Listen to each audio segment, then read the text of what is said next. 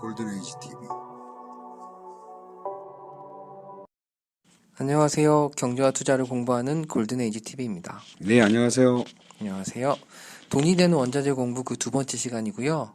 지난번에 알아봤던 글로벌 자원전쟁의 중심 히토류 2탄을 준비했습니다. 오늘 신문 기사를 보고 이게 진행하는 거죠? 네, 최근에 미중 무역 갈등으로 중국이 이제 히토류에 대해서 무기화 할 건지 말 건지 등 많은 주목을 받고 있는데요. 이런 내용들이 최근 신문 기사에 많이 나오고 있습니다. 그래서 신문 기사를 통해서 히토류의 모든 것을 알아보도록 하겠습니다. 첫 번째 기사는 5월 28일 한국경제에서 보도한 중국 히토류 항전 자신감, 미 전기차 배터리 란타넘 99% 중국 손해라는 기사입니다. 미중 무역 갈등이 깊어지면서 전 세계 히토류 생산량의 80%를 차지하는 중국의 마지막 보복 카드로 히토류 수출 중단을 검토하고 있는데요. 그 중에 주목하는 히토류 화합물은 란타넘계라고 합니다. 란타넘계 화합물은 하이브리드 자동차와 전기차에 사용되는 니켈 전지를 만드는 필수적인 물질이고요.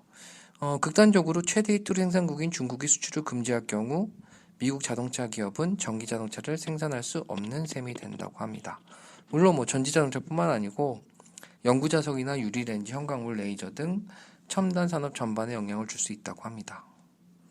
근데 이게 미국의 문제가 아니라 한국의 문제 아니에요? 한국의 LG, SK, 삼성 다 전기차 배터리를 만드는데 이거 우리한테 직격탄인데요, 그렇게 되면? 뒤에 그런 얘기도 좀 할 거고요. 특히 지금 근데 중요한 거는 미국도 이제 준비를 하고 있다는 겁니다. 이 기사에 설명하고 있는 거는 호주 최대 히토류 생산 업체인 라이너스하고 합작 회사를 설립을 추진하고 있고요. 대체 물질 개발도 하고 있습니다. 근데 하지만 이게 어쨌든 단기간에 될 건 아니라서 당장은 어쨌든 미국 산업에 영향을 줄 수밖에 없다라고 보고 있습니다. 그럴 것 같네요. 다음 보시는 내용은 기사에 좀 추가적인 내용이고요. 란타넘은 원소기호 57번입니다. 니켈과 합금을 하게 되면 수소 저장 능력이 탁월해져서 하이브리드 자동차용 니켈 수소 전지의 주요 원리로 사용된다고 합니다.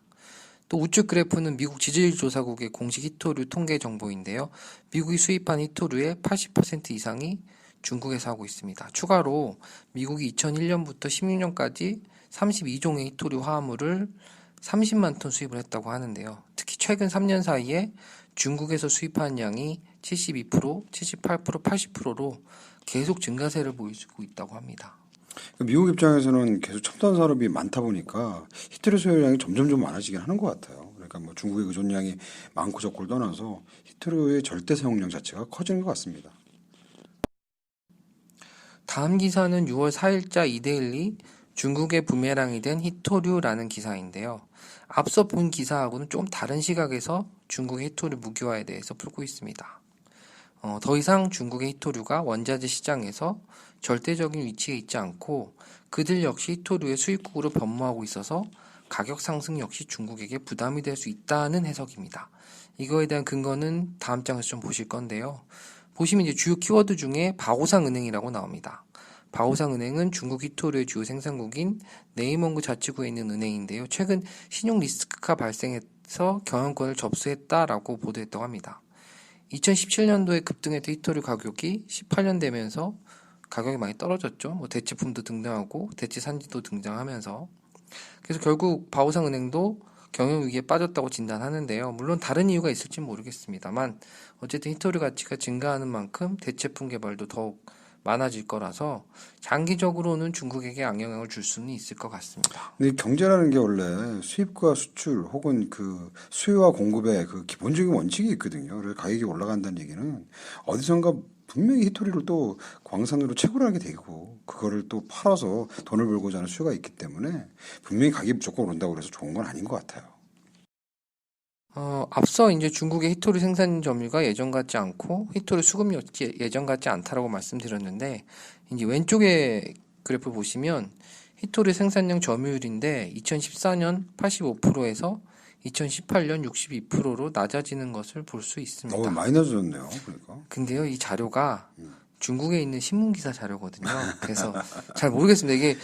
이게 찾아볼 때마다 약간씩 좀 다른 추세를 보이는데 이 자료가 이제 정확하게 맞는지는 모르겠으나 이 신문 기사에서는 이 자료를 근거로 이제 중국의 히토류 점유율은 점점 줄고 있다라고 얘기를 하고 있고 오른쪽은 이제 수급 추이인데 사실 수급 추이가 이렇게 명확하지 않은 것 같아요. 제가 다른 자료를 찾아봤는데 다른 자료는 거의 없었고 이 또 신문 기사에서 제시하고 있는 이 자료를 보면 이제 수급이 이제 생각보다 이제 많이 늘면서 중국 역시 이제 그만큼 또 소비량이 늘고 있고 그 뭐 소비량이 급격히 또 늘면서 중국 내 여유량도 줄고 있다라는 걸 볼 수 있다고 합니다. 그리고 다른 자료도 나오긴 하는데 중국 히토류 정년 제품 수입량이 2018년 기준으로 6만 9천 톤에서 수출량이 5만 3천 톤으로 수입량이 수출을 초과했다 뭐 이런 내용도 있긴 한데 이것도 사실 다른 자료에서는 찾기 좀 쉽지 않았습니다.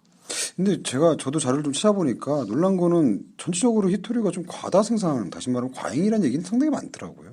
그리고 중국 같은 경우에도 자기네가 필요한 거와 자기네가 많이 남는 건 분명히 다를 테니까 자기네 필요한 것도 모자라면 당연히 수입이 있을 테고 그래서 전체적으로 보면은 뭐 지금 현재 히토류는 분명히 과잉 생산이고 전 세계적으로는 뭐 품귀라기보다는 너무 많이 생산해서 문제라는 얘기를 많이 하더라고요. 그리고 또 히토류를 분류하는 기준도 좀 다른 것 같아요. 뭐 특정 히토류 화합물 뭐 이런 것도 있고 히토류 정년 제품 뭐 히토류 자체 뭐 이런 것도 많다 보니까 이게 이제 이런 식으로 수급 추이라던가 점유율이라던가 이런 계산함에 있어서 어떻게 하느냐에 따라서 조금 값이 틀려지는 것도 좀 느낄 수 있었습니다. 다음 기사는 6월 11일자 머니에스의 경제기사 들쑥날쑥 원자재 울고 오는 종목들입니다. 역시도 등장하는 미중 무역 갈등과 글로벌 경기 둔화 움직임에 따라서 원유를 포함한 원자재 가격이 계속 오르락내리락 하고 있는데요. 그중 히토류를 보면 최근 급격하게 오르고 있습니다. 그렇다면 히토류의 수혜주들, 히토류 관련 주식 역시 히토류 가격과 함께 급등세를 보이고 있는데요.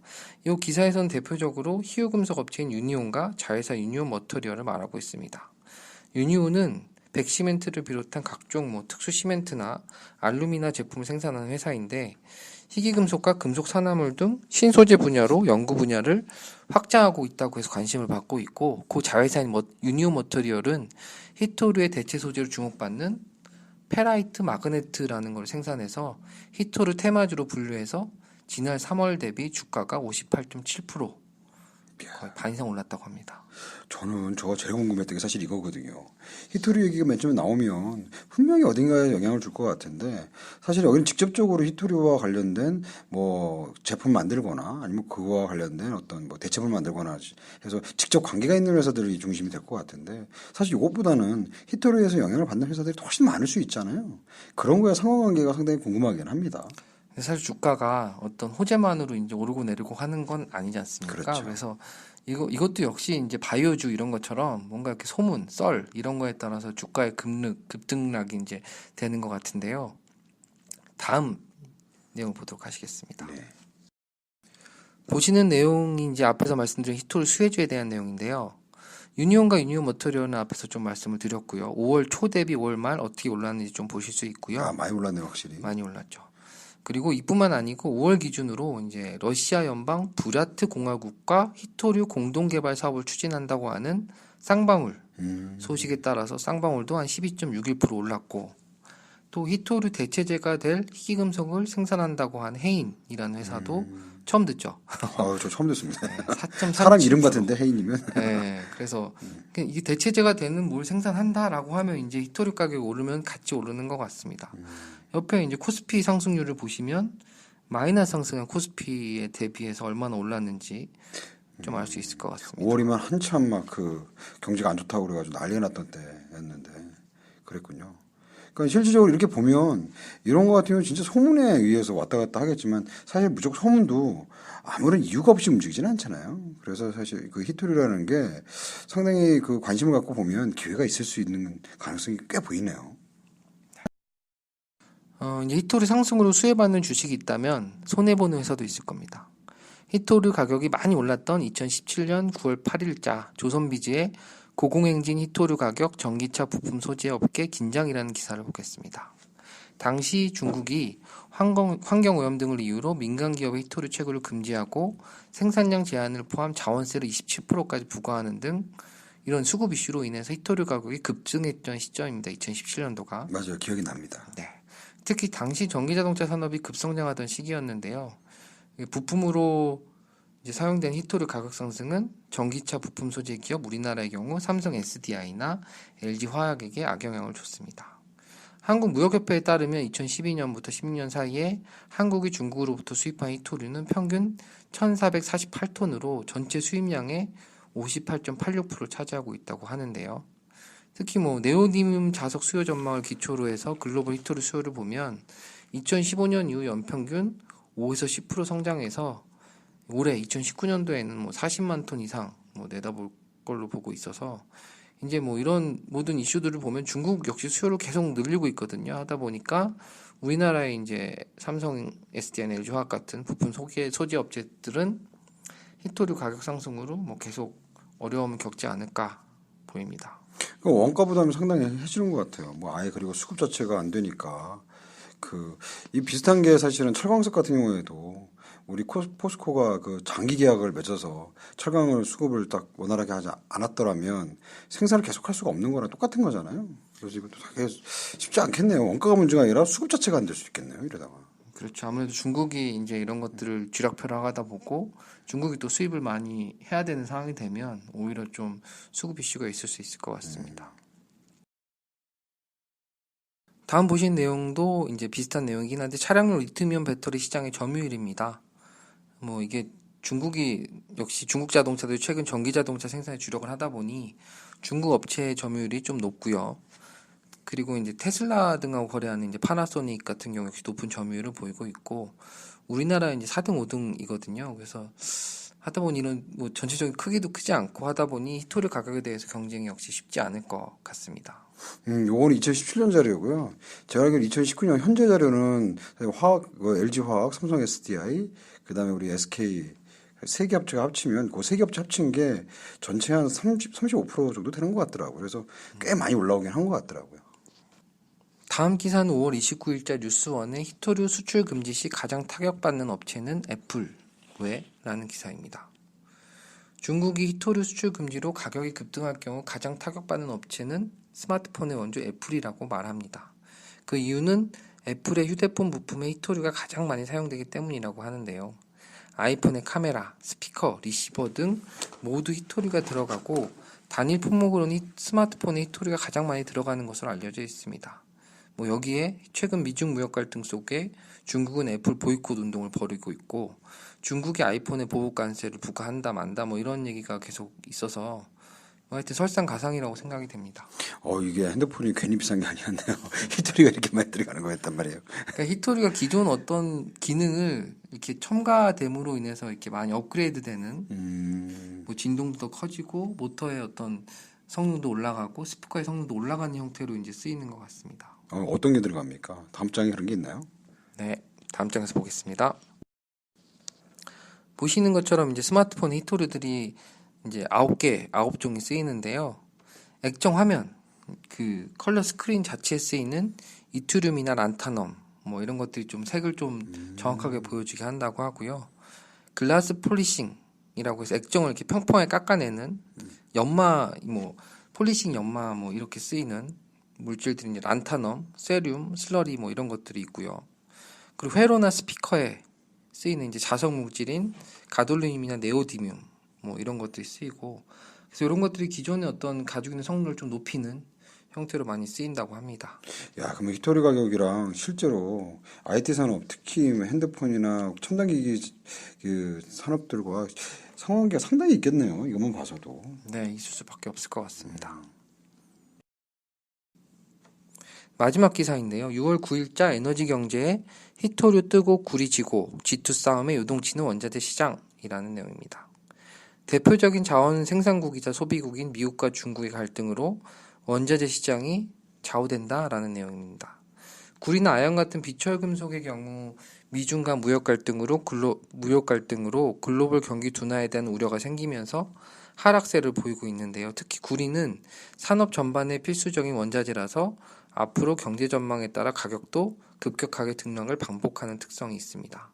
또한 세계 구리 수요의 절반가량은 중국이다 보니 미중 무역 갈등이나 경제 상황 등 역시 가격에 직접 영향을 줄 수 있는 거고요. 하지만 히토류 가격은 중국이 무기화할 조짐을 보이면서 급등하게 됩니다. 기사에서는 앞으로 히토류 가격의 향방을 가를 변수는 미국의 대응이라고 보고 있습니다.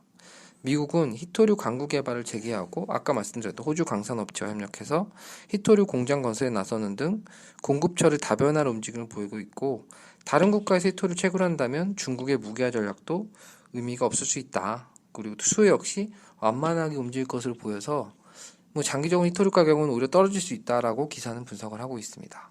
사실 이런 거 보면 이런 생각도 좀 들어요. 히토류가 저희 환경적인 이유 때문에 좀 이렇게 뭐 채굴이나 이런 거는 잘 안 하고 있잖아요. 아예 이렇게 싸움도 나오고 뭐 여러 가지가 있으면 이게 자원화가 되고 무기화가 되는구나. 결국은 그러면 환경과 관련된 기술들을 조금 더 적극적으로 개발을 할 것 같고, 그러면 히토류가 적절한 가격에 그리고 많은 곳에서 좀 공급이 될 수 있는 그런 게 되지 않을까, 장기적으로 봐서는.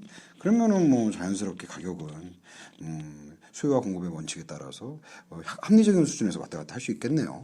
그렇죠. 그때 저번 시간에도 말씀드렸지만 금보다 훨씬 많거든요, 매장량이. 그러니까 제가 그거 보고 깜짝 놀라긴 했어요. 사실. 그래서 이제 이걸 어떻게 가공하느냐 하고 이제 대체 물질을 어느 정도까지 개발할 수 있느냐, 이게 좀 관건인 것 같습니다. 세상에서 제일 가장 큰 그 히토류는 금이었네요. 그리고 마지막인데 보시는 그래프는 구리와 히토류 가격 추이입니다. 앞서 기사에서 말씀드린 것처럼 구리는 급격하게 떨어지고 있고요. 히토류는 또 급등하는 걸 볼 수 있습니다. 뭐 여러분들 잘 아시겠지만 저희가 나중에 또 구리 얘기도 잠깐 하긴 할 건데요. 이 구리라는 건 산업의 쌀이다 이렇게 얘기를 해요. 그래서 산업 관련된 여러 가지 생산성이 있냐 없냐에 따라서 구리 가격이 상당히 요동을 치는데, 최근에 중국 같은 경우에 구리를 가장 많이 쓰고 수입도 많이 하는데 수입을 잘 못하고 있거든요. 중국이 상당히 어려움도 있고, 그리고 건설에도 상당히 많이 들어갑니다. 그래서 그런 것 때문에 구리 가격이 많이 떨어진 것 같은데, 반대로 히토류 가격이 확 올라가는 거 보면 히토류는 그냥 정치적인 영향력에 의해 상당히 왔다 갔다 하는 게 분명히 보이는 것 같긴 합니다. 오늘의 돈이 되는 원자재 공부는 신문 기사를 통해 미중 무역 갈등에 따른 시장의 상황과 기업의 성패, 그리고 가격의 등락, 히토류 가격의 등락에 대해서 좀 알아봤고요. 원자재를 통해 경제와 투자 알아보는 시간, 다음 시간에도 흥미로운 원자재 내용으로 찾아뵙도록 하겠습니다. 감사합니다. 감사합니다. 골든에이지 TV